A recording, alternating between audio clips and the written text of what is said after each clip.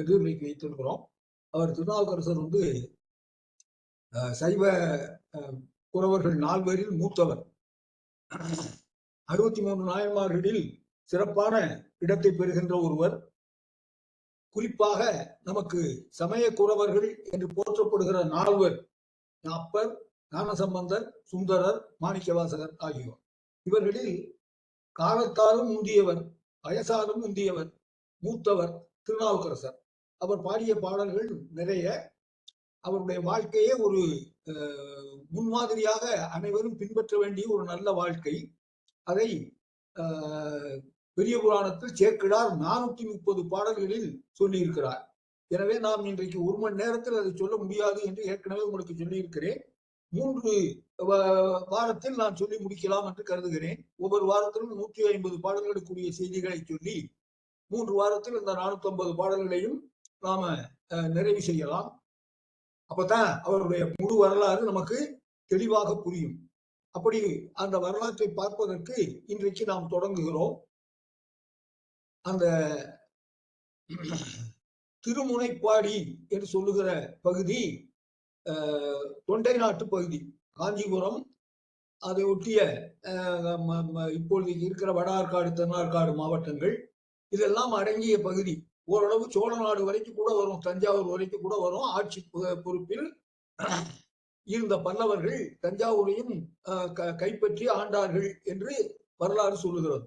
எனவே அந்த திருமுனைப்பாடி நாட்டில் திரு ஆமூர் என்று ஒரு ஊர், ஊர் பேர் ஆமூர், அது திரு சேர்த்து சொல்லுவாங்க, அதனால திருவாமூர். திருவாமூர் என்பது அந்த திருமுனைப்பாடி நாட்டில் உள்ள ஒரு வளமான ஊர். அந்த ஊரில் குறுக்கையர் குலம் என்று சொல்லுகிற குலத்தில் பிறந்தவர் புகழனார் என்கின்ற ஒருவர். அவர் நல்ல சிவபக்தர், சிவனை வணங்கி வாழ்ந்து கொண்டிருப்பவர். அவருடைய மனைவி பெயர் மாதினி என்பது. இந்த புகழனாரும் மாதினியும் நடத்திய இல்லற வாழ்க்கை மிகச் சிறப்பான இல்லற வாழ்க்கை. அந்த இல்லற வாழ்க்கையினுடைய விளைவாக அவர்களுக்கு முதலில் ஒரு பெண் குழந்தை பிறந்தது. அந்த குழந்தைக்கு திலகவதி என்று பெயரிட்டார்கள். அதை திலகவதியார் பிறந்தார் என்று குறிப்பிடுகிறார் சேக்கிழார். திலகவதியார் பிறந்து ஏறத்தாழ ஒரு 5-6 ஆண்டுகளான பிறகு திருநாவுக்கரசர் பிறக்கிறார். அதை சொல்லுகிற பொழுதே சேக்கிழார் எப்படி சொல்லுகிறார்? திருநாவுக்கரசருக்கு அவர்கள் பெற்றோர்களிட்ட பெயர் மருள் நீக்கியார் என்பது. மருள் என்றால் மயக்கம், நீக்குதல், மயக்கத்தை நீக்குவது. அப்ப அவங்க முதல்லயே பெற்றோர் தெரிஞ்சிருக்காங்க, இந்த பிள்ளை உலகத்தில் எல்லாருடைய மயக்கத்தையும் நீக்க போகிறது என்று. எல்லாருடைய ஆன்மீகம் தொடர்பான மயக்கங்களை எல்லாம் நீக்குகின்ற ஒரு பணியை அவர் தன்னுடைய வாழ்நாள் முழுவதும் செய்ய போகிறார் என்று அவர்களுக்கு முன்னாலேயே தெரிந்து அந்த குழந்தைக்கு மருள் நீக்கியார் என்று பெயர் வைத்தார்கள். அதை சேக்கிழார் சொல்லுகிறார். திலகவதியார் பிறந்ததை சொன்ன பாடலுக்கு அடுத்த பாடலில் திலகவதியார் பிறந்து சில ஆண்டுகளுக்கு பிறகு, கிட்டத்தட்ட ஏறத்தாழ ஒரு 7 ஆண்டுகள், அந்த 7 ஆண்டுகளுக்கு பிறகு மருள் நீக்கியார் அவதாரம் செய்தார்னு சொல்றார். மருள் நீக்கியார் பிறந்தார்னு சொல்லல, திலகவதியார் பிறந்தார்னு சொன்னாரு. ஆனா மருள் நீக்கியார் அவதாரம் செய்தார். அவதாரம் என்றால் அந்த சொல் வடமொழி சொல். அதுக்கு என்ன பொருள் என்றால் மேலே இருந்து கீழே இறங்கி வருதல் என்று பொருள். மிக உயர்ந்த நிலையில் இருந்து சாதாரண நிலைக்கு இறங்கி வருவதற்கு அவதாரம்னு பேர். கடவுள் மனிதனாக பிறக்கின்ற பொழுது அதை அவதாரம் என்று சொல்லுவோம். திருமாலுக்கு 10 அவதாரங்கள் என்று சொல்லி அதிலே 9 முடிந்து விட்டது என்று சொல்லுகிற பகுதியெல்லாம் புராணத்துல நாம பார்க்கிறோம். அங்கே அவதாரம் என்று சொல்லுவோம். அவதாரம் என்றால் மேல்நிலையில் இருந்து கீழ்நிலைக்கு இறங்கி வருவது. அப்ப திருநாவுக்கரசர் மனிதனாக பிறக்கிற பொழுது அதற்கு முன்னாலே அவர் ஏதோ ஒரு மேல்நிலையில் இருந்திருக்கிறார் என்று பொருள். அதனாலேதான் சேக்கிழார் சொல்லுகிறார் அவர் அவதாரம் செய்தார் என்று. அது என்ன மேல்நிலை? நம்ம வரலாற்றை பார்க்கிற பொழுது தெரியும். அப்பொழுது சொல்லுவார் அவர் என்ன மேல்நிலையில் இருந்தார் என்பதை. அப்படி ஒரு மேல்நிலையில் இருந்து சாதாரண மனிதனாக பிறக்கிறார். அப்படி பிறந்து அவர் இந்த உலகத்தில் வாழ வருகிறார். இப்ப நீங்க நம்ம கதை நெடுகிலும் நான் சொல்லுகிற பொழுது சொல்லுவேன், மற்ற எல்லாருடைய நாயன்மார்களுடைய வாழ்க்கையையும் விட, மற்ற எல்லாருடைய குறிப்பாக சம்பந்தர், சுந்தரர் என்கிற 2 சைவ குறவர்மார்களின் வாழ்க்கையை விட நாவுக்கரசரின் வாழ்க்கை மிக இயல்பான வாழ்க்கை. அவர் மனிதனாக பிறந்து மனிதனாக வாழ்ந்து ரொம்ப பிற்காலத்தில் இறைவனுடைய அருளால் சில அதிசயங்களை நிகழ்த்தினாரே தவிர அவர் பிறக்கும் பொழுது அதிசயத்தோடு பிறக்கல. ஆனால் ஞான சம்பந்தர் பிறந்து 3 வயதிலேயே இறைவனிடத்தில் உண்மையம்மையுடைய ஞானப்பாலை அருந்தி அப்பொழுதே பாட்டு பாடவும் ஆரம்பித்தார் 3 வயசுல. அதனால அது ஒரு அதிசயமான வாழ்க்கை. அதுபோல சுந்தரரை பொறுத்தவரை அவர் ஆளாக சுந்தரர் என்கிற பெயரோடு சிவலோகத்தில் சிவபெருமானுடைய பணியாளாக இருந்தவர். அவர் அங்கே இருந்து பூமிக்கு ஒரு நோக்கத்தோடு வருகிறார். அது அவருடைய வாழ்க்கை வரலாறு. அதனால அதெல்லாம் இயற்கை இறந்த வாழ்க்கை நிலைகள். ஆனால் நாவுக்கரசருடைய வாழ்க்கை பிறப்பில் தொடக்கத்தில் மிக சாதாரண வாழ்க்கை. அவர் இயல்பாக புகழனார் மாதினி என்கின்ற அந்த 2 பேருக்கும் குழந்தையாக, அதுவும் 2வது குழந்தையாக பிறந்தார்.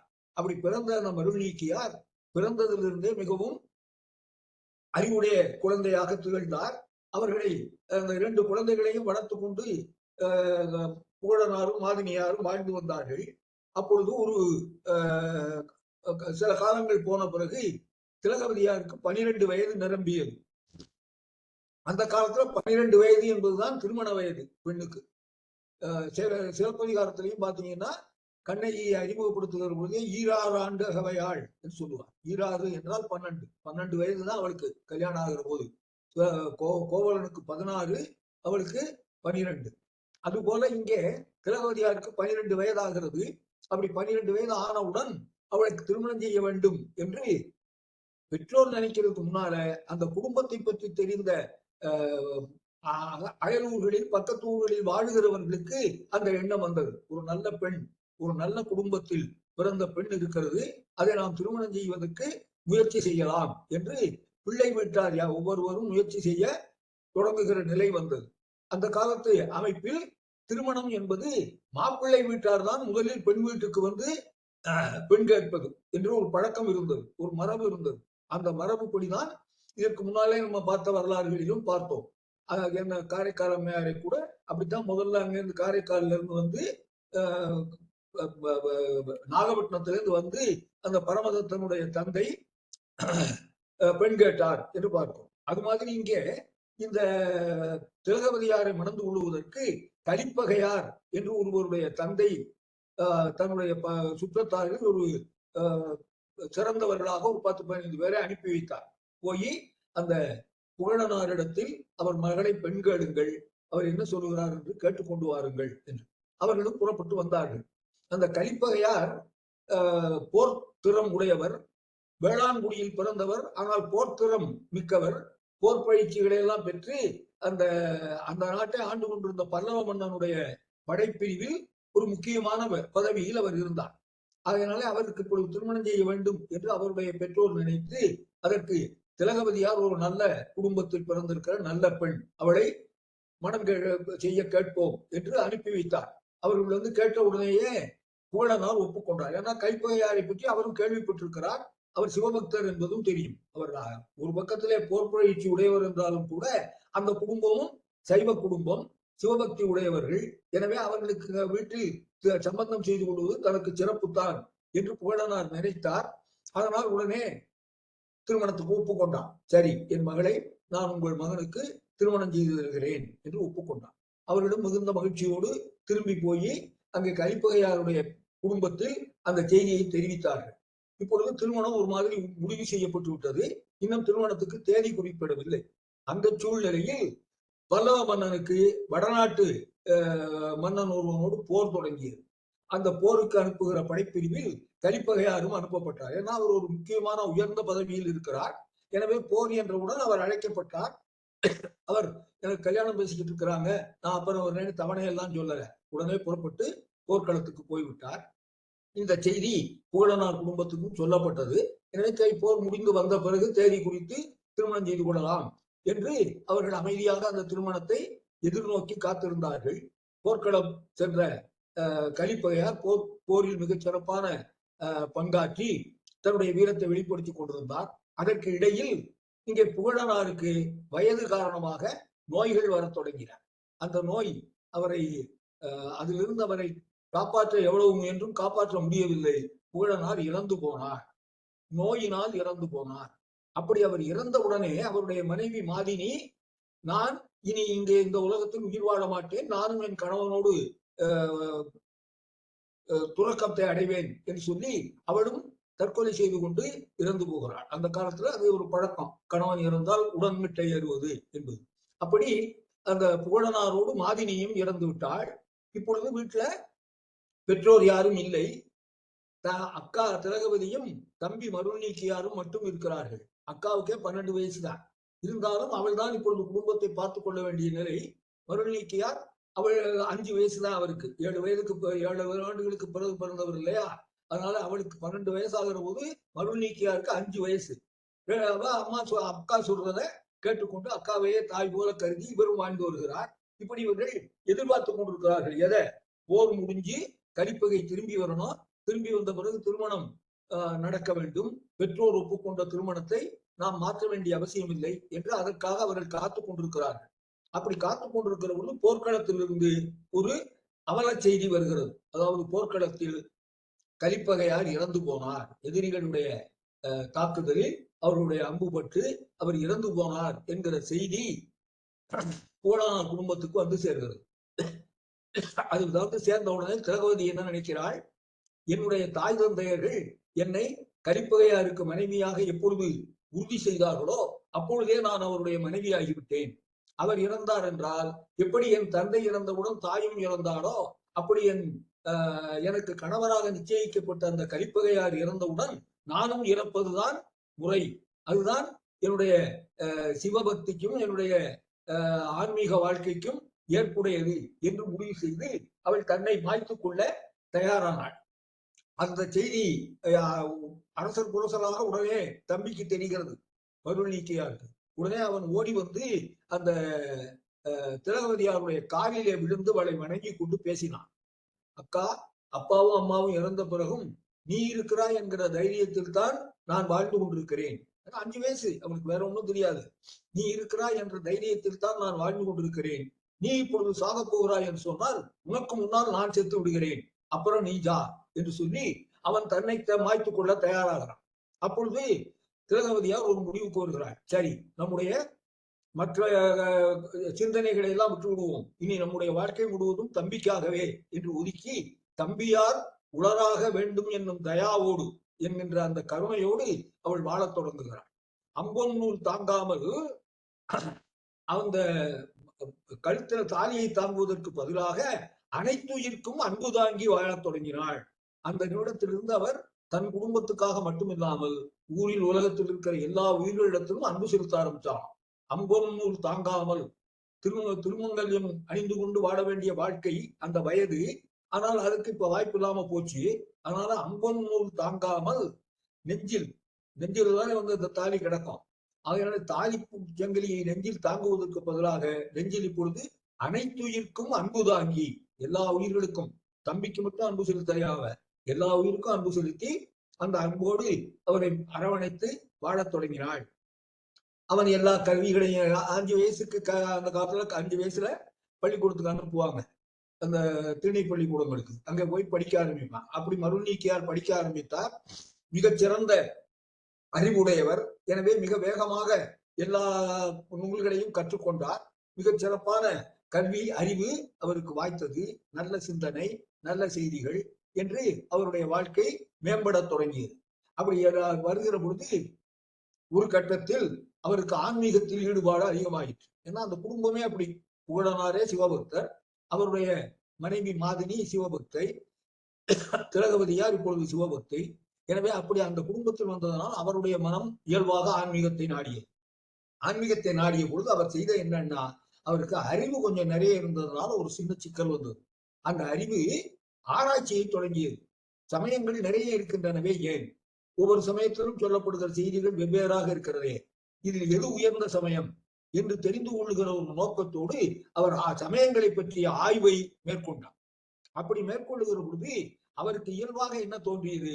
சைவ சமயத்தை விட, வைணவ சமயத்தை விட, புத்த சமயத்தை விட, எல்லா சமயங்களையும் விட சமணம் மிக உயர்ந்தது என்று அவருக்கு தோன்றியது. அப்ப இருந்தது தமிழ்நாட்டில் இந்த 4 சமயங்கள் தான்: சைவம், வைணவம், புத்தம், சமணம். இந்த 4ல் இவரை சமணம் ஈர்த்தது. ஏனென்றால் சமணத்தினுடைய மிக முக்கியமான கொள்கை கொல்லாமை. எந்த உயிருக்கும் துன்பம் கொடுக்க கூடாது. அதனால அவங்க நடக்கிற போது கூட கையிலே ஒரு மயிர்பீலியை வைத்துக் கொண்டு தரையை கூட்டிக்கிட்டே நடப்பாங்க.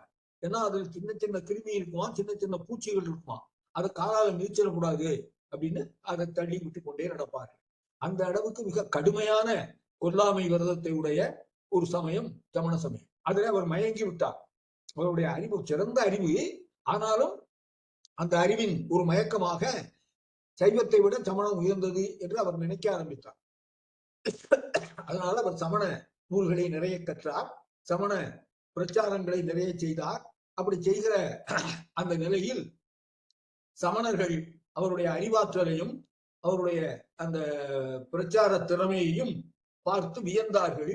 தங்களுக்கு இப்படி ஒரு மனிதர் தங்களுடைய சமயத்துக்கு கிடைத்தால் தங்கள் சமயம் இன்னும் செல்வாக்கோடு வளரும் என்று கருதினார்கள்.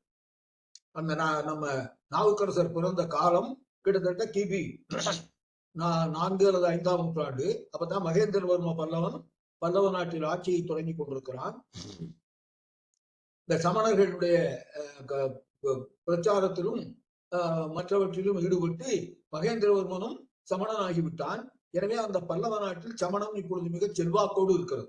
அப்படி செல்வாக்கோடு இருக்கிற சமணம் இன்னும் செல்வாக்கு பெற வேண்டும் என்றால் நாவுக்கரசரை போல, மருள் நீக்கியாரை போல மிகச்சிறந்த திறமையோடு சமயத்தை பரப்புகிற மனிதர் நம்முடைய சமயத்துக்கு கிடைக்க வேண்டும் என்று சமணர்கள் நினைத்தார்கள். எனவே நாவுக்கரசரை பார்த்து, நீங்கள் துறவு பூண்டு எங்களுடைய மடத்தில் பள்ளியில், எங்களுடைய சமண பள்ளியில் வந்து தங்கி சமணத்தை பரப்ப வேண்டும் என்று வேண்டிக் கொண்டார்கள். அதை ஏற்றுக்கொண்ட மருள் நீக்கியார் தமக்கையாரிடம் விடைபெற்றுக் கொண்டு அருகே உள்ள பாடலிபுத்திரம் என்கிற ஊருக்கு சென்றார். அந்த பாடலிபுத்திரம் என்கிற ஊர் காஞ்சிபுரத்தை ஒட்டி இருக்கிறது. அங்கே சென்று அந்த சமண பள்ளியில் அவர் தங்க ஆரம்பித்தார். இப்ப இங்க வீட்டுல யாரும் இல்ல, அப்பா இல்ல, அம்மா இல்ல, தம்பியும் இல்ல. இப்ப திலகவதியார் தனியாவே வீட்டுல இருந்து என்ன பண்றதுன்னு யோசிச்சா. அதனால அவன் என்ன முடிவு பண்ணா, என்னுடைய வாழ்க்கை இனி பொது வாழ்க்கை, ஆன்மீக வாழ்க்கை, சிவபக்தியும் சமுதாய தொண்டும் தான் இனி எனக்கு வாழ்க்கை முறை. எனவே அதற்கேற்ற இடத்தை நான் தேர்ந்தெடுக்கிறேன் என்று சொல்லி பக்கத்திலே இருக்கக்கூடிய திருவதிகை என்கிற இடம், அது 8 வீரட்டானங்களில் ஒன்று. திருவதிகை வீரட்டானம் என்பார்கள். அதை வீரட்டானம் என்றால் சிவபெருமானுடைய வீரச் செயல்கள் அர்த்தம். சிவபெருமான் செய்த வீரச் செயல்கள் பிரம்மனுடைய தலையை கொய்து பிரம்மனை கொன்றது, அதே போல மன்மதனை கொன்றது, யமனை உதைத்து அவனை வழிப்படுத்தியது, இப்படி ஒரு 8 காரியங்கள் அவர் செய்திருக்கிறார். அந்த 8க்கும் வீரட்டம் என்று பெயர். அந்த வீரட்டத்தை செய்த இடங்கள் வீரட்டானம் என்று பெயர். அந்த 8 வீரட்டானங்களில் ஒன்று திரு அதிகை என்பது. அந்த திரு அதிகை வீரட்டானத்துக்கு அவர் திலகவதியார் சென்றார். அங்கே ஒரு மடத்தை நிறுவி அந்த மடத்தில் அவள் வாழத் தொடங்கினார். அவளுடைய வாழ்க்கை முறையில் அவள் செய்த அன்றாட பணிகள் என்ன என்றால், காலை எழுந்தவுடன் குளித்து விட்டு கோயிலுக்கு போயிடுவார். போய் கோயிலை விளக்கு மாற்றினால் மிக நன்றாக பெருக்கி தூய்மையாக்குவாள். அப்படி தூய்மையாக்கிய பிறகு பசுஞ்சாணத்தை கொண்டு அங்கே மெழுகி கோலம் போடுவாள். அதற்கு பிறகு அங்கே இருக்கிற கோயில் நந்தவனத்தில் இருந்து மலர்களை பறித்து கொண்டு வந்து மாலை கொடுப்பாள். அந்த மாலையை சிவபெருமானுக்கு அணிவிப்பதற்கு அங்கே உள்ள அர்ச்சகர்களிடத்தில் கொடுப்பாள். அப்படி அவருடைய வாழ்க்கை முழுவதும் சிவனை வணங்குகிற வாழ்க்கையாகவும் ஏழை எளியோருக்கு உதவுகிற வாழ்க்கையாகும். அவருடைய மடத்தில் எப்பொழுதும் அன்னதானம் நடக்கும். யார் வந்தாலும் அவர்களுக்கு வாழ்க்கையில் ஆதரவு கிடைக்கும். அப்படி ஒரு வாழ்க்கையை அவள் வாழ்ந்தாள். தம்பி இல்லை என்கிற மன வருத்தம் உள்ளே இருந்தது. ஆனாலும் கூட அதை மாற்றி உறவை வளர்த்து கொண்டான். ஒரு பழமொழி உண்டு, துறவு என்பது விரிந்த உறவு என்று, இல்லையா? குடும்ப வாழ்க்கையில் வாழுகிறவனுக்கு மனைவி, குழந்தை, அதோட அவன் உறவு சரி. ஆனால் துறவியாக வந்தவன் உலகம் முழுவதையுமே தனக்கு உறவாக பாவிப்பான். எனவே துறவு என்பது விரிந்த உறவு. அப்படி ஒரு விரிந்த உறவுக்கு இப்பொழுது திலகவதி வந்து விட்டாள். துறவு வாழ்க்கையை மேற்கொள்வதனால் அவள் அந்த விரிந்த உறவுக்கு வந்து விட்டாள். இருந்தாலும் தம்பியின் மீது இருக்கிற பாசம் போகல. அவளுக்கு ஒரு மன வருத்தம் உள்மனத்தில். தம்பி நம்முடைய நல்ல ஒரு சைவ குடும்பத்தில் பிறந்து பிற சமயத்துக்கு போய்விட்டானே, சமண சமயத்துக்கு போய்விட்டானே. சைவ சமயம் அந்த காலத்துல 4 சமயம் இருந்தது, சைவம், வைணவம், புத்தம், சமணம். ஆனால் சைவமும் வைணவமும் ஒன்றை ஒன்று எதிரியாக பார்க்கல. அதனால அவை 2ம் ஒன்றாகவே தழைத்து வளர்ந்தன. அதே போல புத்தம் கூட ரொம்ப அதிகமாக பகை பாராட்டல. ஏற்கனவே இருந்த வைதிக சமயங்களோடு அது அதிகம் பகை பாராட்டவில்லை. ஆனால் அதிகம் பகை பாராட்டிய சமணம் சைவத்தை அழித்து விட துடித்தது.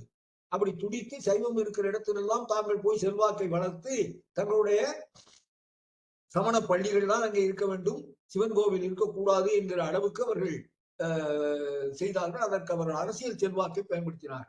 இங்கே பல்லவ நாட்டில் மகேந்திரனை பிடித்ததை போல பாண்டிய நாட்டில் கூன்பாண்டியனை பிடித்தார்கள். கூன்பாண்டியன் என்று சொல்லக்கூடிய பாண்டியனை பிடித்து அவன் மூலமாக அங்கே சமணத்தை பரப்பி அங்கேயும் சைவத்தை அடங்க செய்தார்கள். அப்படி இங்கேயும் செய்தார்கள்.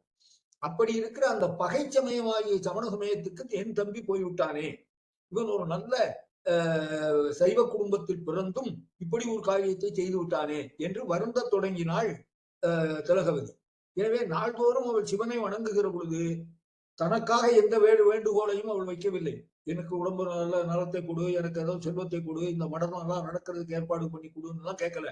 அவ கேட்ட ஒரே ஒரு வாரம், என் தம்பியை எப்படியாவது திரும்ப சைவ சமயத்துக்கு கொண்டு வந்து விட வேண்டும், எப்படியாவது உங்களுடைய பக்தனாக அவனை மாற்றிவிட வேண்டும், அதை செய்யுங்கள் சிவபெருமானே என்று சிவபெருமானை நோக்கி அவள் வணங்கி கொண்டே இருந்தாள். அப்பொழுது ஒரு நாள் அவளுடைய கனவில் சிவபெருமான் வந்து சொன்னார், நீ ரொம்ப அதிகமாக கவலைப்படுகிறாய் உன் தம்பியை பற்றி, அவ்வளவு கவலைப்பட வேண்டாம். ஏனென்றால் அவன் முன்னமே முனியாகி எமை அடைய தவம் முயன்றான்.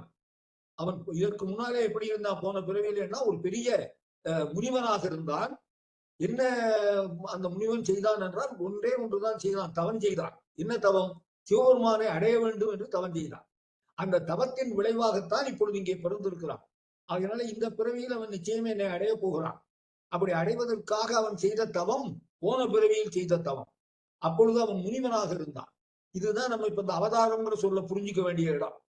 போன பிறவியில் மிகச்சிறந்த முனிவனாக சிவபெருமானுடைய பக்தனாக சிவனை நோக்கி தவம் செய்வது ஒன்றையே வாழ்க்கை முறையாக வைத்திருந்த ஒருவன் இப்பொழுது மருள்நீக்கியார் என்ற பெயரில் ஒரு சிறு குழந்தையாக, சாதாரண குழந்தையாக பிறந்திருக்கிறான். அறிவு தடுமாறி பிற சமயத்துக்கு போகிற அளவுக்கு சாதாரணமான மனிதனாக பிறந்திருக்கிறான். அதனாலதான் இது அவதாரம் தான். பெரிய நிலையிலிருந்து மேல்நிலையிலிருந்து கீழ்நிலைக்கு வந்திருக்கிறான். அப்படி வந்தத இப்ப சிவபெருமானே சொல்றார். அவன் போன பிறவியில் முனிவனாக இருந்தான், முன்னமே முனியாகி எமை அடைய தவம் முயன்றான். தவம் செய்தான்னு சொல்லல, தவம் முயன்றான். ஏன்னா முயற்சி அப்ப வெற்றி பெறல, அந்த முயற்சி இந்த பிறவியில் தான் பலன் கொடுக்க போகிறது. எனவே அப்பொழுது அவன் செய்த முயற்சிக்கு பலன் உண்டு, அவன் நிச்சயமாக சைவத்துக்கு வருவான், அதுக்கு நான் பொறுப்பு, நீ கவலைப்படாத என்று திலகவதியாரை தேற்றினார் அவர். அப்பொழுது சொன்னார், அவனை எப்படி சைவத்துக்கு கொண்டு வர போகிறேன் என்பதையும் சொன்னார். சூளை மடுத்து ஆழ்வோம், அவனுக்கு சூளை என்கிற ஒரு நோயை கொடுத்து அவனை நாம் ஆட்கொண்டு சைவனாக மாற்றுவோம் என்று சொன்னார். இந்த மூவரை அவர் ஆட்கொண்ட முறை உங்களுக்கு எல்லாம் தெரியும். திருஞான சம்பந்தரை பாலை கொடுத்து ஆட்கொண்டார், உமையம்மையுடைய ஞானப்பாலை கொடுத்து ஆட்கொண்டார்.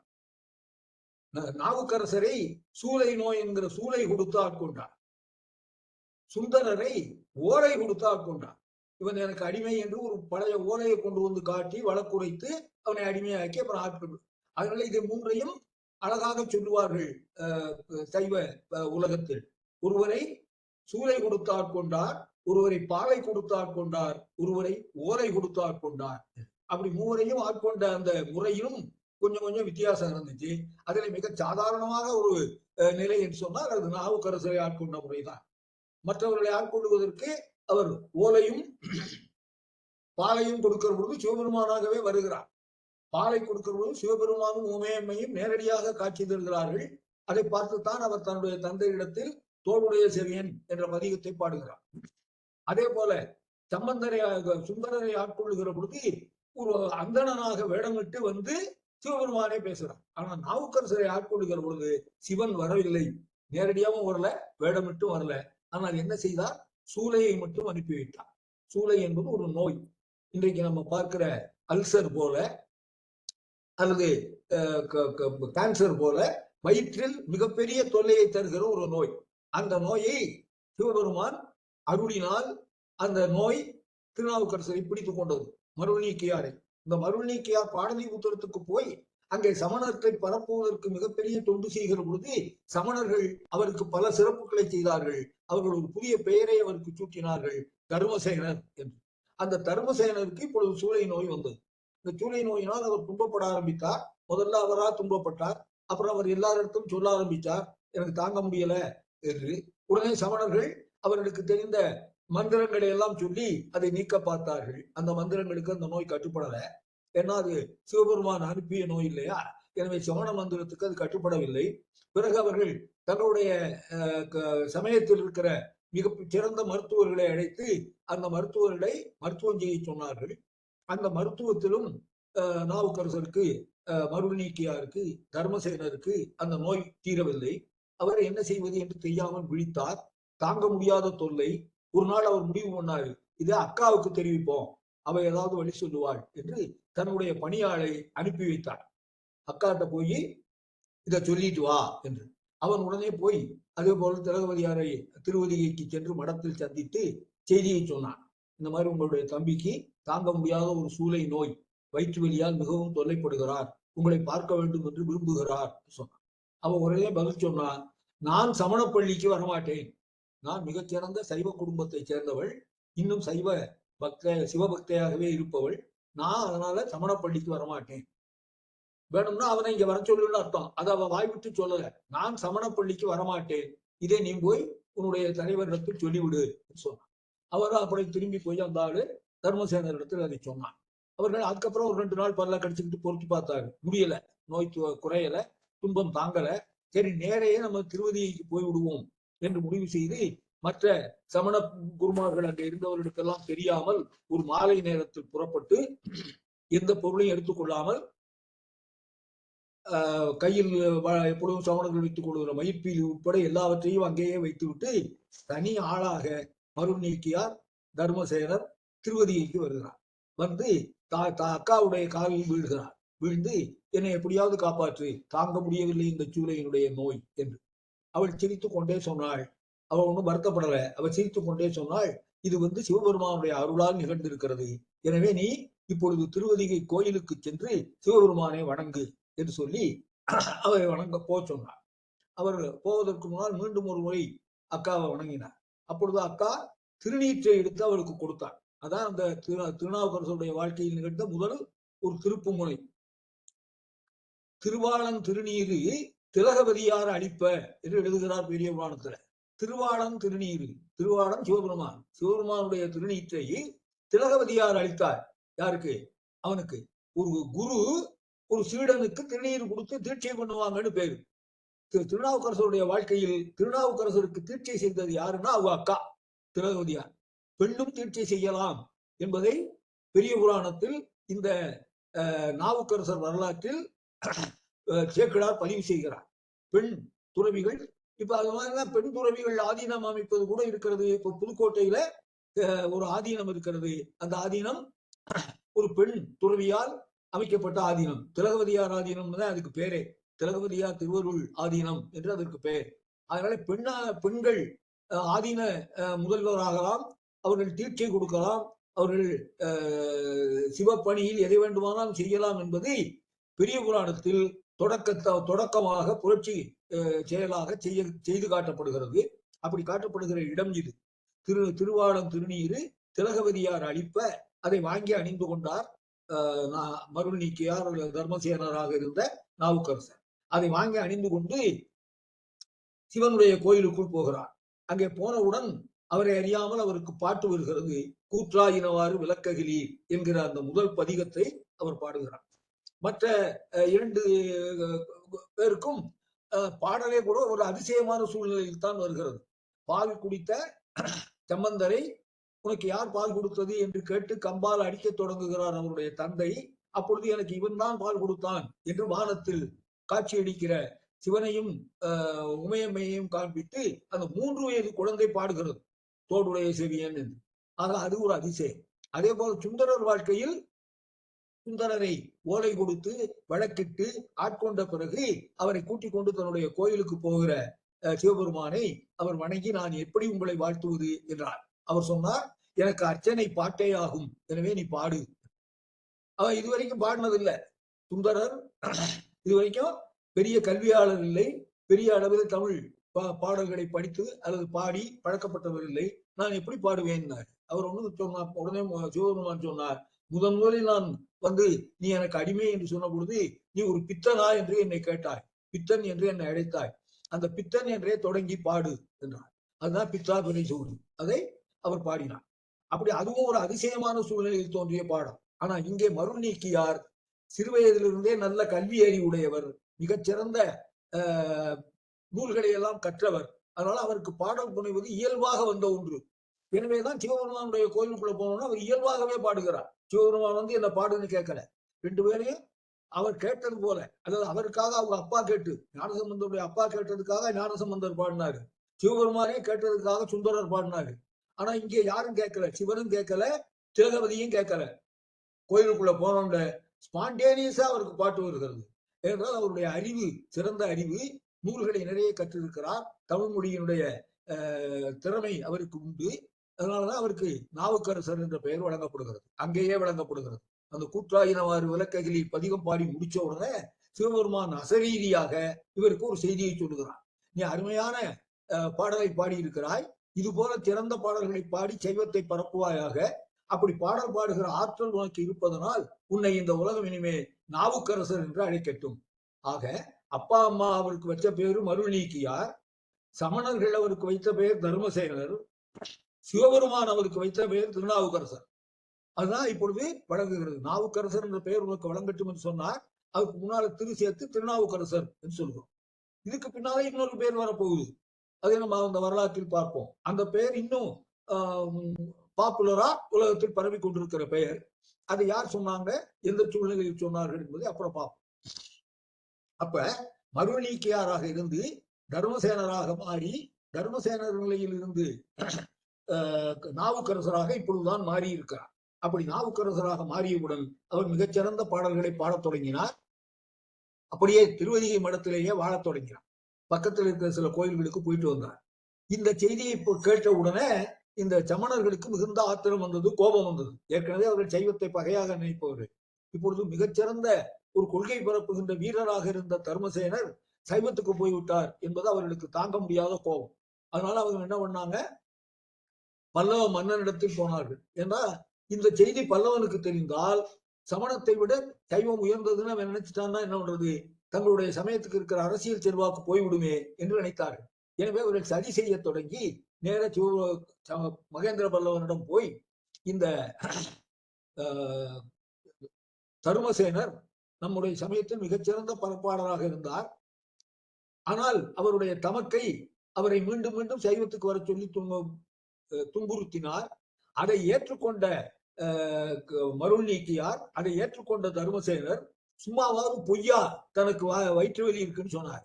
இந்த நோயில் யாரும் கண்டுபிடிக்க முடியாம, மற்றவர்கள் கண்டுபிடிக்க முடியாம நோயாளி மட்டுமே சொல்லக்கூடிய ஒரு நோய் வயிற்று வலி. தலை வலிக்குதுன்னா அந்த நெத்தி பொட்டுல கையை வச்சு பார்த்தா தெரிஞ்சு போயிடும் தலை வலிக்குது வலிக்கலேன்னு. வேறு எந்த நோயாக இருந்தாலும் அந்த நோயினுடைய அடையாளங்கள் பிறருக்கு தெரியும். ஆனா வயிற்று வலியினுடைய அடையாளம் வயிற்று வலி வந்தவனுக்கு மட்டும்தான் தெரியும். அது அடையாளம் ஒண்ணுமே வராம, நோயே வராம வயிற்று வலின்னு சொல்லலாம். அப்படி சொல்லக்கூடிய நோய் அது. அப்படி சொல்லிட்டாரு தர்மசேனர் என்று இந்த சமணர்கள் பல்லவனிடத்தில் சொல்கிறார்கள். அவருக்கு ஒரு நோயும் கிடையாது, சும்மா நோய் வந்த மாதிரி நடிச்சு அந்த நோயை சமணர்களுடைய மந்திரமோ மருத்துவமோ தீர்க்கவில்லை என்று நடித்து தன்னுடைய தமக்கையிடத்தில் போய் அவள் திருநீர் கொடுத்ததனால் தன்னுடைய நோய் நீங்கி விட்டது என்று ஒரு நாடகம் போட்டு விட்டார். இது அனைத்துமே நாடகம். சமணத்தை வீழ்த்தி சைவத்தை உயர்த்துவதற்காக ஒரு தனி மனிதன் செய்த நாடகம். இதை நாம் அனுமதிக்க கூடாது என்று பல்லவனிடத்தில் பேசினார்.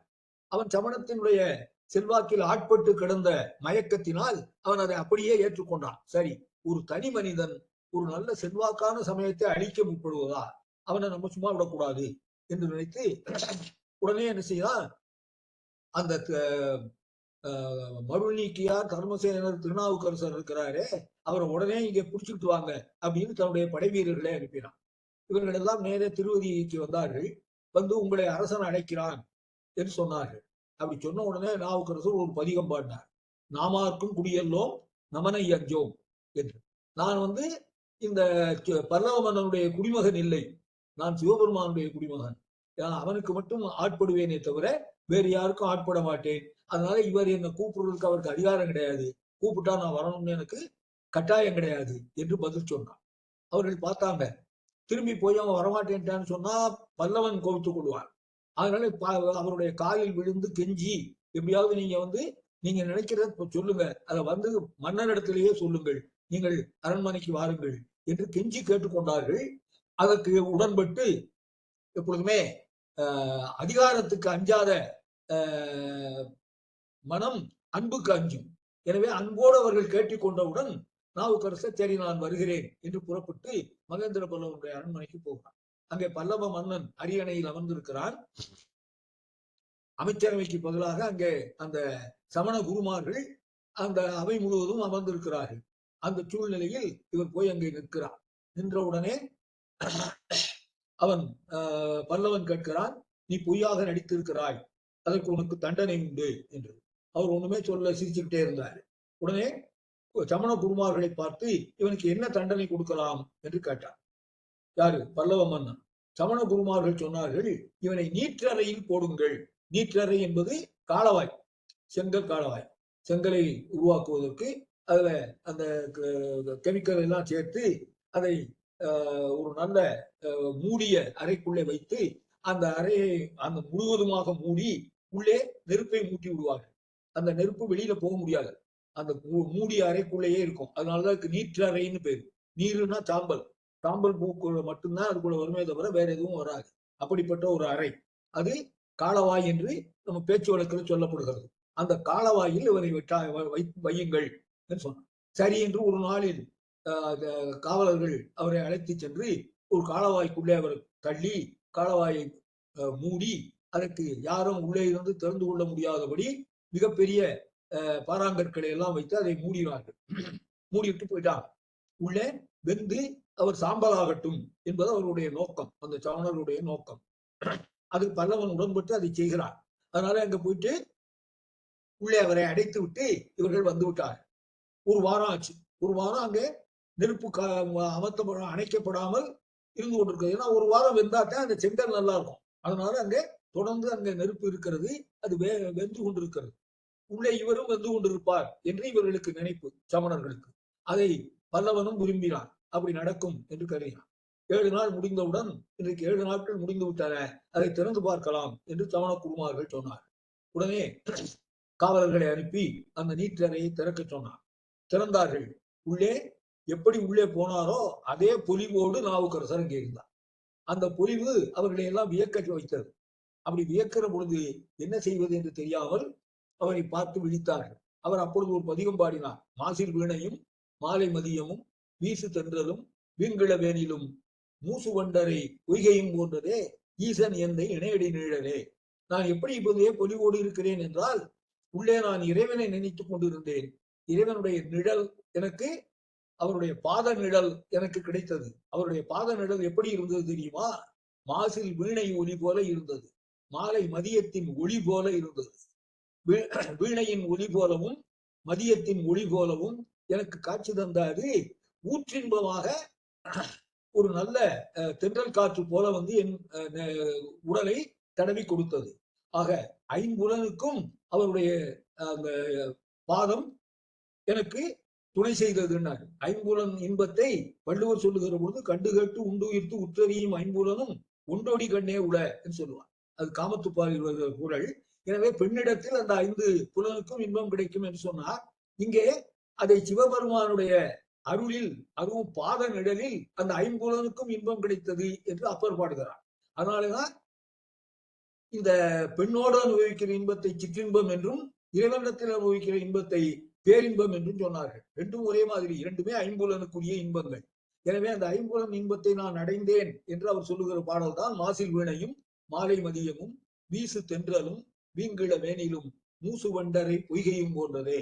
ஆக அப்படி ஐம்புலனுக்கும் இன்பம் தருகிற அந்த சிவபெருமானுடைய பாத நிழல் எனக்கு இருந்ததனால் நான் அதே பொலிவோடு இருக்கிறேன் என்று அவர் பதில் சொன்னார்.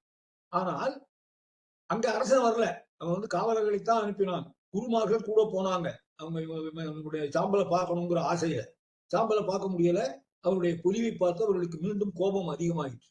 இப்ப என்ன செய்யறது? பல்லவன் இதை கேட்டா, ஆகா சமணத்தை விட சைவம் பெருசு போல இருக்கு, அவர் நீற்றறைக்குள்ளேயும் தப்பிச்சுட்டாரு, அதுக்கு சிவ பக்தி தான் காரணம் என்று நினைத்து விட்டால் என்ன பண்ணுவது? அதனால இவங்க என்ன பண்ணாங்க, உடனே ஒரு பொய்யை சொன்னார்கள். சமண மந்திரங்கள் நிறைய கற்றவன் இந்த தர்மசேனர். அதனால அந்த மந்திரங்களை உள்ளே இருந்து சொல்லி சொல்லி அந்த மந்திரங்களை ஜெபித்ததனால் அவர் அந்த வெப்பத்தை தாங்கிக் கொள்ள முடிந்ததே தவிர வேற ஒண்ணும் இல்லை. அவர் சொல்ற மாதிரி சிவபெருமானம் கிடையாது, நிழலும் கிடையாது, பாதமும் கிடையாது. அவரு சமண மந்திரங்களை சொல்லி தப்பித்துக் கொண்டார். சமணத்தான் உயர்ந்தது என்பது மீண்டும் நிரூபணமாகி இருக்கிறது. எனவே அவனை அந்த சமணத்தை தழுவ சொல்லுங்கள், இல்லை என்றால் அடுத்த தண்டனையை கொடுங்கள் என்று குருமார்கள் வந்து பல்லவனுக்கு ஒரு நெருக்கடியை கொடுத்தார். பல்லவன் கேட்டா அடுத்து என்ன தண்டனை கொடுக்கலாம்?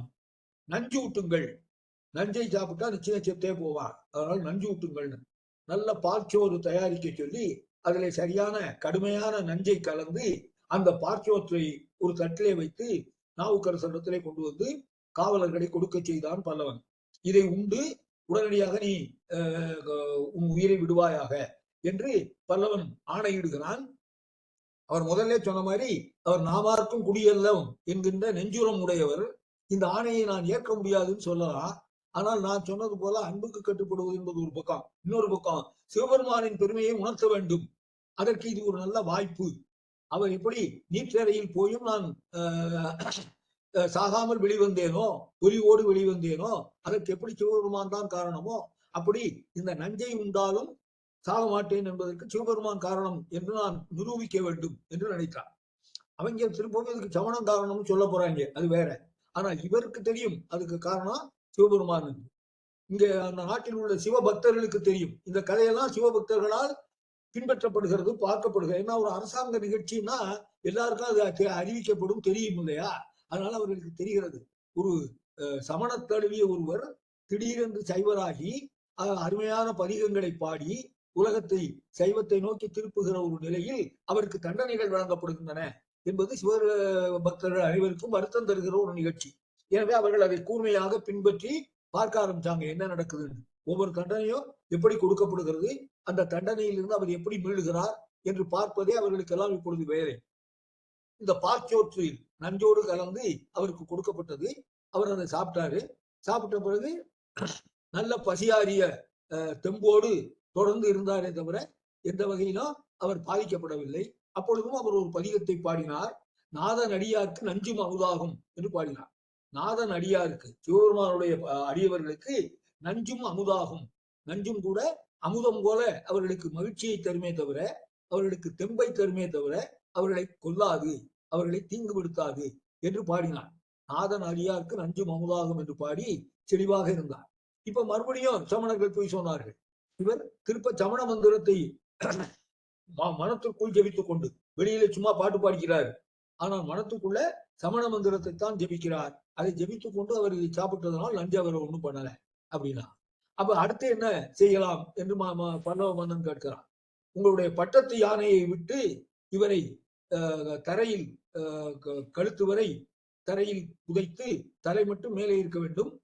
யானையை அந்த வழியில வர சொல்லும். அது தன்னுடைய காலால் அந்த தலையை ஒரு உதவி விட்டால் தலை தனியா போயிடும், அவர் செத்து போயிடுவான் நிச்சயமா. அப்புறம் அதுல குலைக்கிறதுக்கு வழி இல்லை. எனவே அதை செய்யுங்கள் என்று சொன்னார்கள். யானையை காலால் இடறச் சொல்லுங்கள் என்று சொன்னார்கள். உடனே யானையை கொண்டு வர சொன்னார், பட்டத்து யானையை.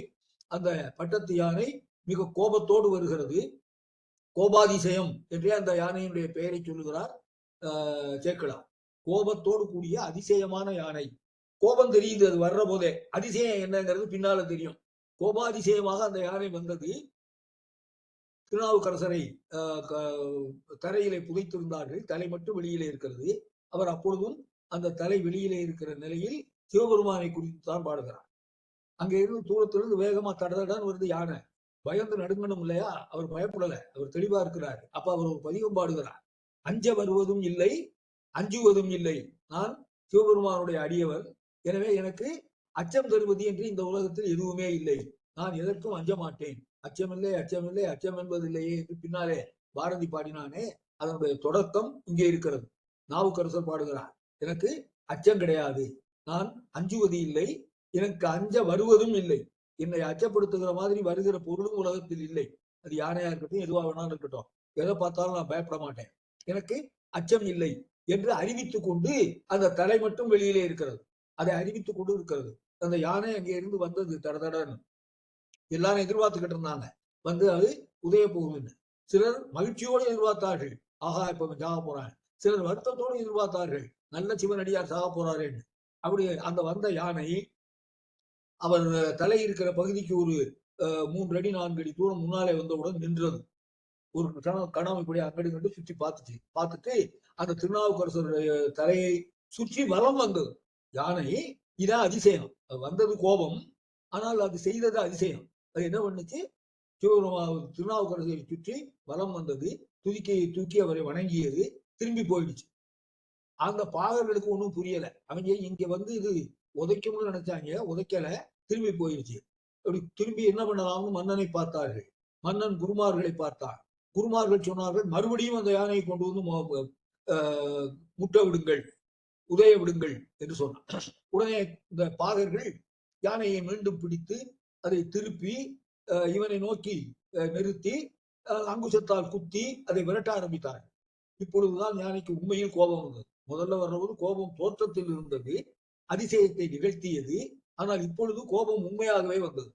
நான் அவனுக்கு கொல்ல விரும்பாமத்தானே கும்பிட்டு வர்றேன், இவங்க மறுபடியும் என்ன அவனை நோக்கியே அனுப்புறாங்களே, அதுக்கு கம்பெல்லாம் வேற பயன்படுத்துறாங்களே, இவங்களை சும்மா விடக்கூடாதுன்னு அந்த 3 பாகனையும் முதல்ல தூக்கி எரிஞ்சது துதிக்கையினால். அடுத்து குருமார்களை நோக்கி ஓடி வந்தது. அவர்கள் ஐயோப்பா தப்பிச்சோம் பொழைச்சோமோ போட ஆரம்பிச்சாங்க.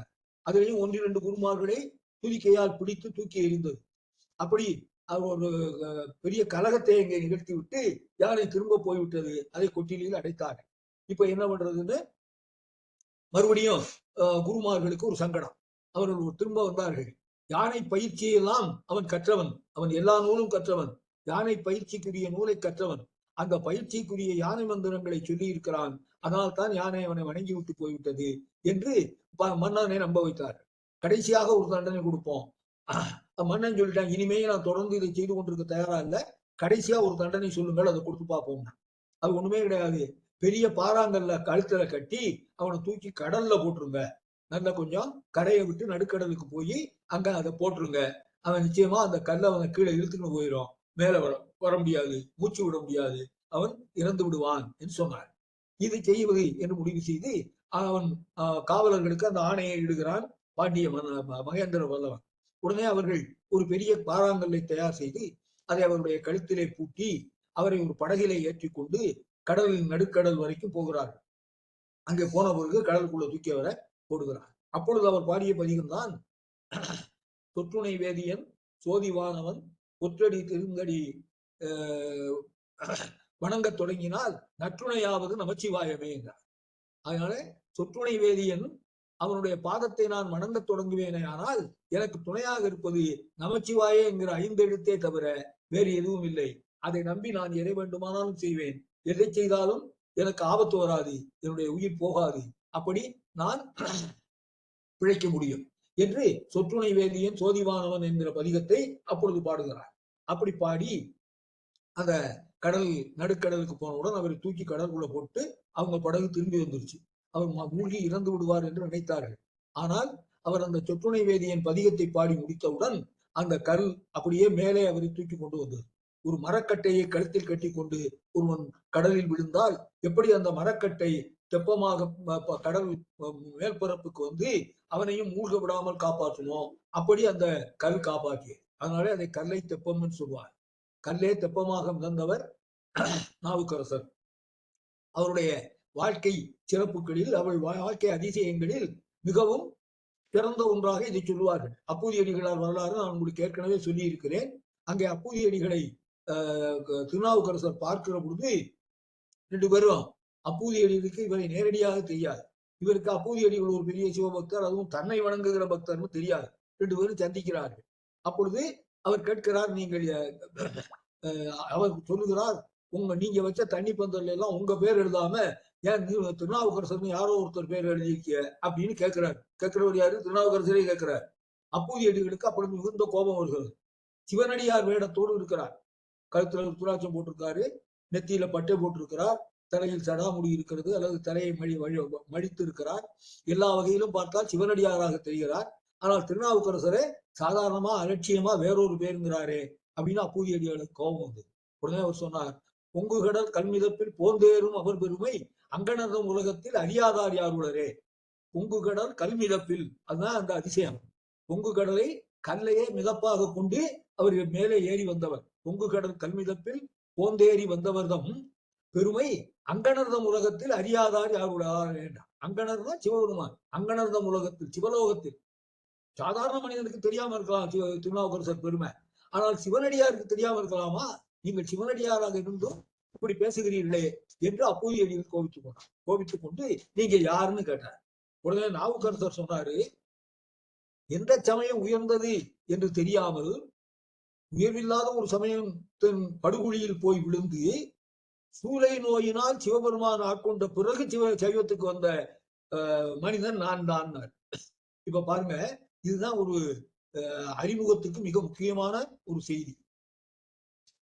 மற்றவர்கள் நம்முடைய பெருமையை சொல்லி நம்ம அறிமுகப்படுத்தணும். நாம நம்மிடத்தில் என்ன சிறுமை இருக்கிறதோ, என்ன தாழ்வு இருக்கிறதோ அதை சொல்லி நம்ம அறிமுகப்படுத்திக் கொள்ள வேண்டும்.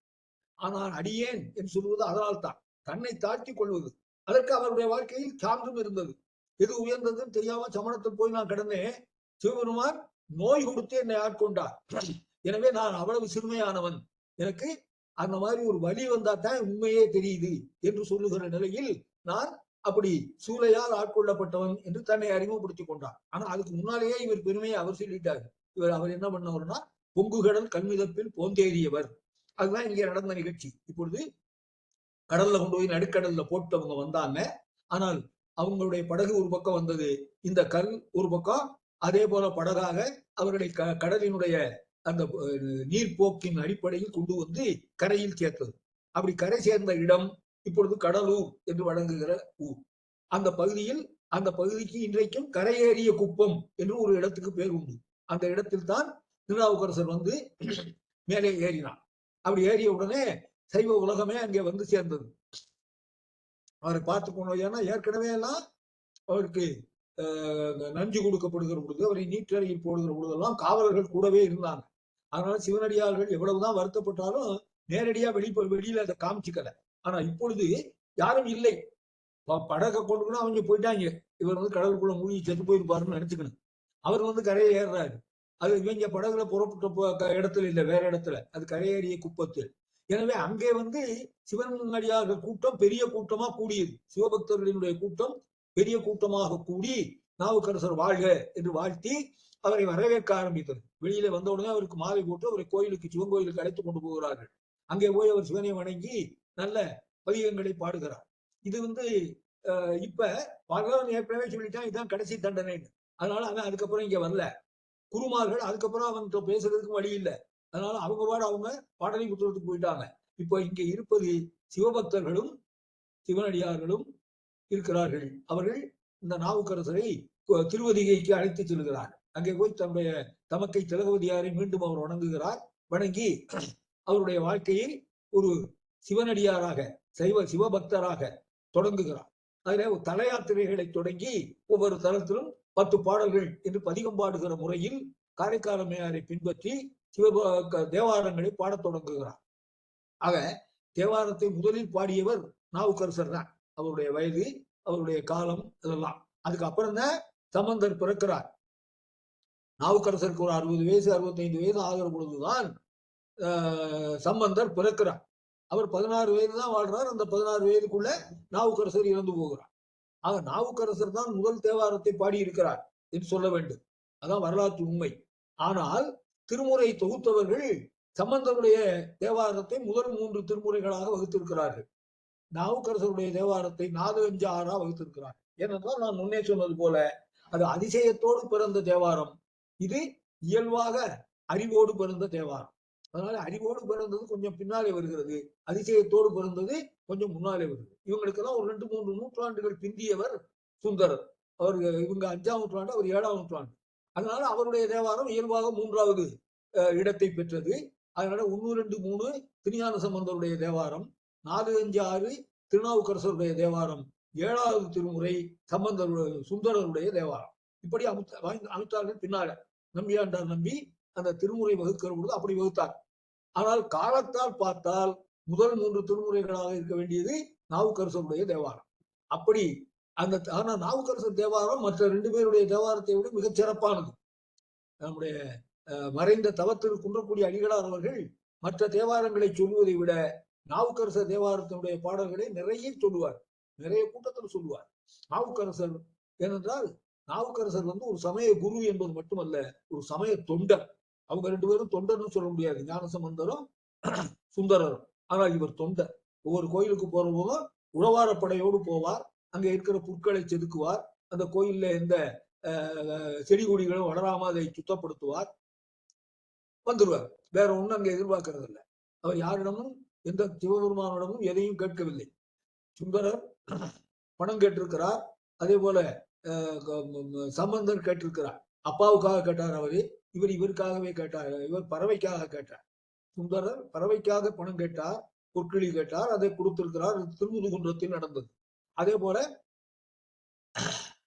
திருஞான சம்பந்தர் தன்னுடைய தந்தை வேள்வி செய்ய விரும்புகிறார் என்று அதற்காக பொற்கிளி வேண்டும் என்று திருவெளிமலையில் கேட்கிறார், அங்கே அவருக்கு கொடுக்கப்படுகிறார். இப்படி கடவுளிடத்தில் தங்களுக்காக எதையோ வேண்டியவர்கள் அந்த மற்ற 2 பேரும் ஏதோ ஒரு கட்டத்தையாவது. ஆனால் திருநாவுக்கரசர் எந்த கட்டத்திலும் தனக்காக எதையும் வேண்டவில்லை. அதனால அவருடைய வாழ்க்கை இருக்கிறதே மிகச்சிறந்த சமய வாழ்க்கை அவருடைய வாழ்க்கை. ஏனென்றால் அவர் சமய தொண்டர், சமய குறவர் என்று ஒரு பக்கம் அவருக்கு நாம் பெருமை சேர்த்தாலும் உண்மையில் அவர் செய்தது தொண்டு. அவர் வாழ்ந்த வாழ்க்கை தொண்டு வாழ்க்கை. அந்த தொண்டு வாழ்க்கையை அவர் எங்கே தொடங்கினார் என்றால் இந்த திருவதிகையில் தொடங்கினார். ஏனென்றால் அங்கே அவர் இருக்கிற பொழுதுதான் அவருக்கு இந்த சோதனைகள் நிகழ்ந்தன. ஒரு பக்கம் அகச்சோதனை, சூளை நோய், அது சிவபெருமான் கொடுத்தது, அதிலே இருந்து அவர் விடுபட்டது திருநீற்றினார். இன்னொரு பக்கம் புறச்சோதனை, பல்லவ மன்னனும் சமண குருமார்களும் சேர்ந்து கொடுத்த தொல்லைகள். அந்த தொல்லைகள் தான் அவருக்கு நஞ்சு ஊட்டுவதும், அவருக்கு நீற்றறையில் இடப்படுவதும், கண்ணு கட்டி கடலில் தூக்கி போடப்படுவதும், யானையால் இடரப்படுவதும் ஆகியவை எல்லாம் புறச்சோதனைகள். அகச்சோதனையே வென்றவரால் புறச்சோதனையை வெல்ல முடியாதா என்ன? எல்லாவற்றையும் வென்றார். ஆனால் அகச்சோதனையை வென்றது அவருக்கும் அவர் தமக்கைக்கும் மட்டுமே தெரியும். புறச்சோதனையை வென்றதை சைவ உலகம் முழுவதும் பார்த்து கொண்டிருந்தது. அப்பொழுது இவருடைய பெருமை சைவ உலகத்தில் மிக பெரிதாக பரவியது. ஆகையினாலேதான் அவர் போற்றப்பட்டார். அவரை எல்லோருமே தேர்ந்தெடுத்து அழைத்து கொண்டு திருவதிகைக்கு வந்து திலகவதியாரே அவர்களும் சேர்ந்து வணங்கினார்கள். இப்படி மருள் நீக்கியாராக பிறந்து தர்மசேனராக கொஞ்ச காலம் வாழ்ந்து நாவுக்கரசராக மாறிய அந்த நிலையை இன்றைக்கு பார்த்திருக்கிறோம். இனி நாவுக்கரசராக இருந்து கொண்டு அவர் செய்த சமய தொண்டுகளையும் அவர் செய்த சமய பெருமைகளையும் அடுத்த வகுப்பில் பார்ப்போம். இன்னும் 2 வகுப்பில் நாம் இதை பார்க்க போகிறோம். அடுத்த வகுப்பு அவருடைய தல யாத்திரைகளை மையமாக கொண்டு ஞானசம்பந்தருக்கும் அவருக்கும் நிகழ்ந்த சந்திப்பை வலியுறுத்தி சொல்லப்படுகிற செய்திகள் அடுத்த பகுதியில் வருகிறது. அதை நாம் அடுத்த வாரம் பார்ப்போம் என்று கூறி இப்போதைக்கு நான் விடைபெறுகிறேன். இதில் உங்களுடைய கருத்துக்கள் ஏதாவது இருந்தால் சொல்லலாம், ஏதாவது ஐயங்கள் இருந்தால் கேட்கலாம். நன்றி அண்ணா. யாருக்கும் கருத்துக்கள் கேள்விகள் இருக்கா அண்ணன்ட்ட?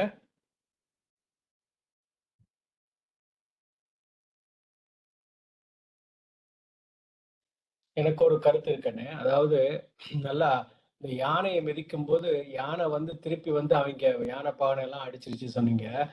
எப்போதுமே நம்ம புராணங்கள்லயும் சரி, இந்த சித்தர் நூல்கள்லயும் சரி, ஒரு சாபம் கொடுக்குறாங்க அப்படின்னா, அதாவது ஒருத்தனுக்கு சாபமோ இல்ல ஒரு கெடுதலோ விளைவிக்கிறாங்க, யாகம் எல்லாம் பண்றாங்க கெடுதல் விளைவிக்கிறதுக்கு.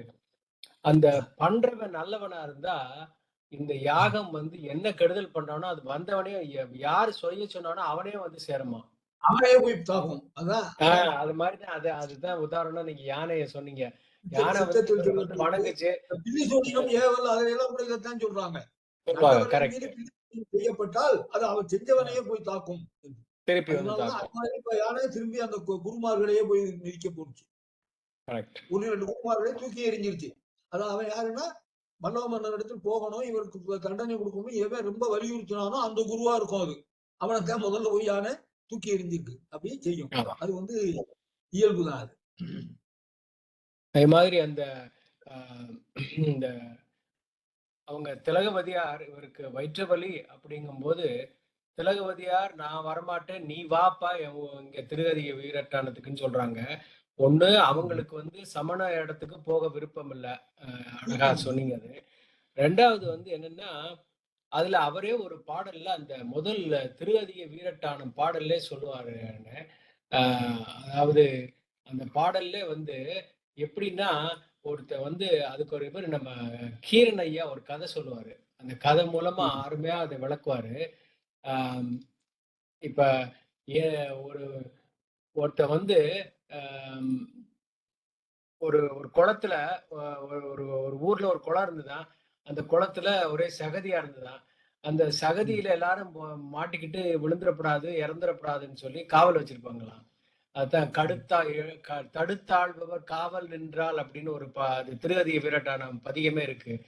அப்ப அந்த காவல்காரனை நம்பி ஒருத்தன் வெளியூர்காரன் வந்து நான் ஸ்விம் பண்ண போறேன்னு குதிப்பா போவானா.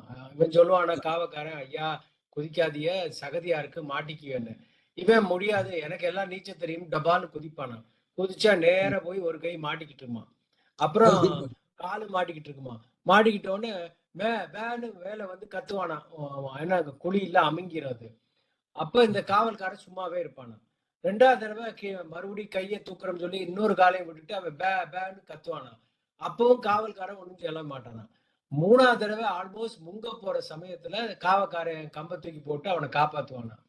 ஆஹ் அதே மாதிரி அது எதுக்காகன்னா இவன் முதல் தடவையே அவன் காப்பாத்தி இருந்தா இவன் வந்து திருப்பி மறுபடியும் குதிச்சிருப்பான். ஏன்னா காப்பாத்த ஆள் இருக்குங்கிற தைரியத்துல.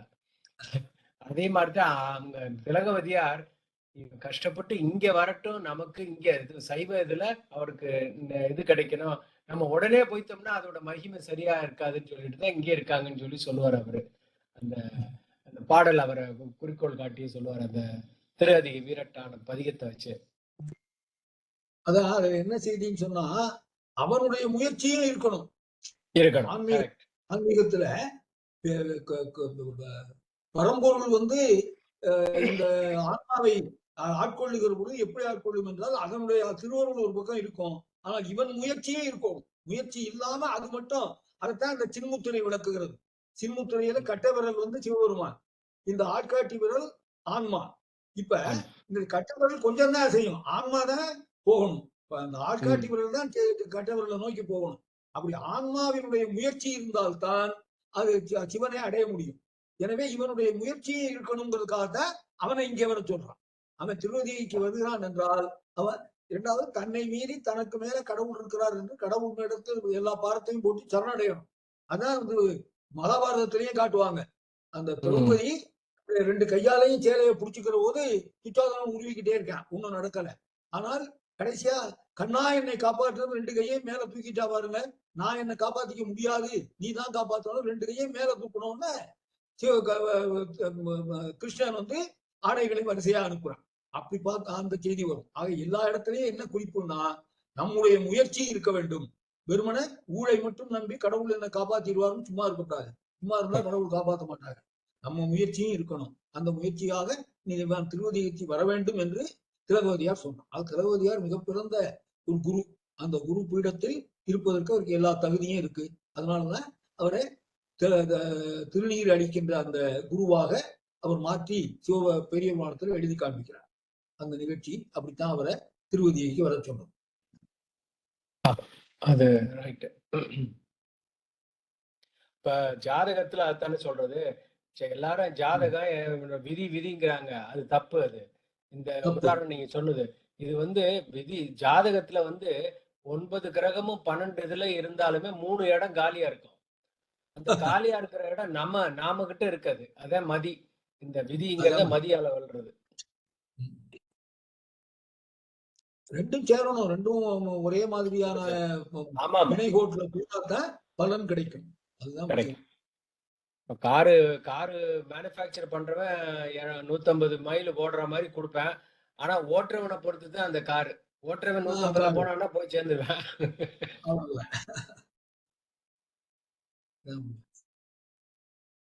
வேற யாருக்கு ஏதாவது இருக்கா கமெண்ட்ஸ், கேள்விகள்? அப்ப அடுத்த வாரம் பார்ப்போம். அடுத்த வாரம் பார்ப்போம்.